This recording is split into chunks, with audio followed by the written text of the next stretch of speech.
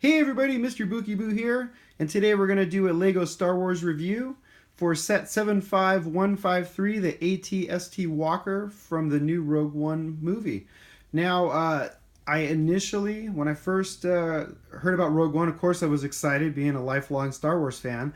When I saw the Lego sets, I was, I was kind of excited. I was like, oh, they look pretty interesting, but after seeing the movie, and you probably know where this is going. And now it's like I got to have the sets because now I understand the context with which the Lego made the sets and what role the various sets played in the movie. And whereas before I didn't have any of that context, now I know, and now it's just like I got to have them. So one of the first sets that I purchased was the AT-ST Walker. A little bit of nostalgia. I have the original one still actually in the packaging from way back when. I never got around to building it, which now I'm actually going to build it so I can compare the two. But again, after seeing the movie, I just had to tear into this one and get this thing built. So the set's pretty substantial, as you can see. It's a good size. It comes with 3 minifigures. It comes with Malbus, a Rebel Trooper, and then inside the AT-ST, there's actually a pilot you can see inside there. The actual walker itself it's pretty substantial. It's got some pretty neat features. There's a little dial on the back so you can actually turn the head back and forth. The blasters, of course, you can position them up and down, and they rotate a little bit basically up and down.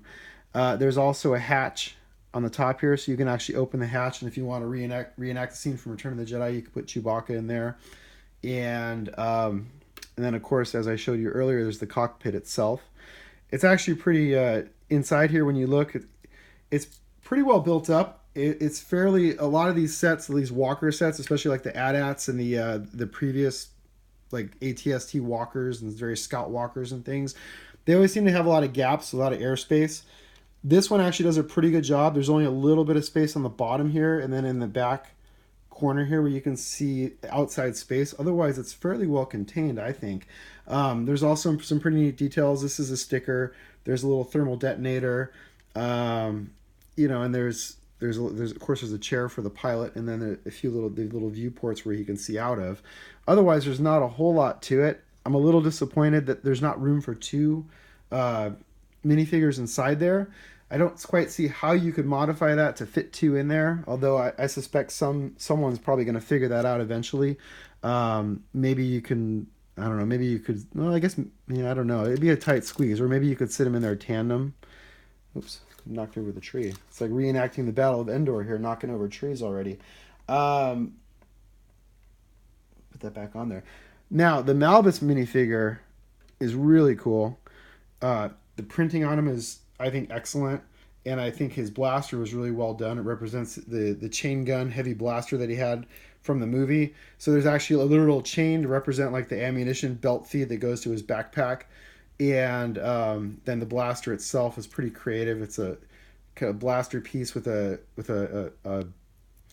what is this, modified 1x1 brick for the actual barrel. So I thought that was pretty well done. And then, of course, the printing on these, almost all these Lego minifigures, the printing is fantastic in my opinion.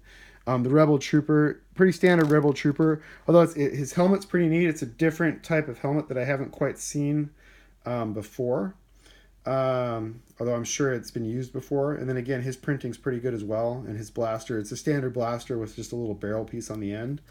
And then last but not least, we have the driver, which again is your standard Imperial driver guy. Although the helmet looks like it might be a new printing because there's actually printed goggles on the helmet.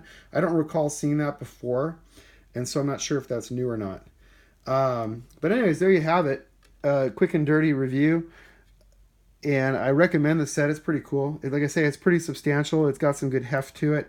You can play with. My kids were playing with this thing. They were running it all over the house yesterday, running around with it. I had to take it away from them before they like dismantled it. You know how the kids are.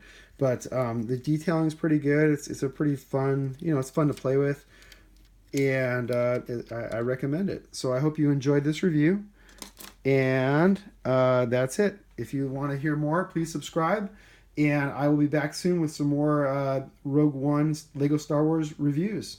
Thanks for watching.